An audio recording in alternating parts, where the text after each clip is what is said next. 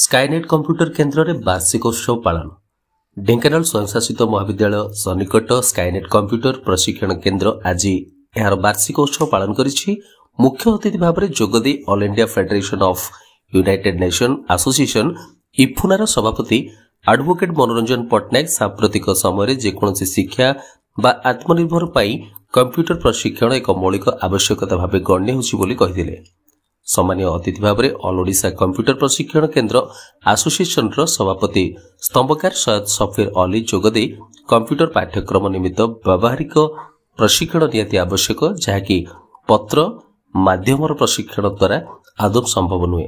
एनिमित्त प्रशिक्षण अनुष्ठान ही उपयुक्त केन्द्र बोली कहिथिले। आसेट्र अध्यक्ष श्रीयुक्त प्रभात कुमार देहुरी अतिथि भाव में जोग देथिले। स्काईनेट कंप्यूटर प्रशिक्षण केन्द्र कार्यनिर्वाही अधिकारी रवीन्द्र मल्लिक और समाजसेवी सरोज शतपथी अन्यतम सामान्य अतिथि भाव जोगदे कंप्यूटर प्रशिक्षण बहुमुखी उपयोगिता उपर आलोकपात करथिले। अनुष्ठान निर्देशक इंजीनियर अविनाश दासଙ୍କ सभापतित्व में अनुष्ठित उक्त कार्यक्रम में बहु संख्यार छात्र छात्री तथा सेमानଙ୍କ अभिभावक वृंद जोग देथिले।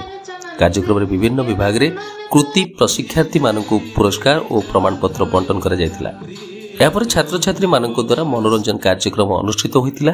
अध्यापक विश्वजित राणा, इंजीनियर भोजराज सामल, मनोज कुमार रथ, कृपासिंधु देउरी, सौम्यरंजन परिडा, चंदन कुमार, अध्यापिका करीना खातून प्रमुख उपस्थित रही परिचालन में सहयोग करथिले।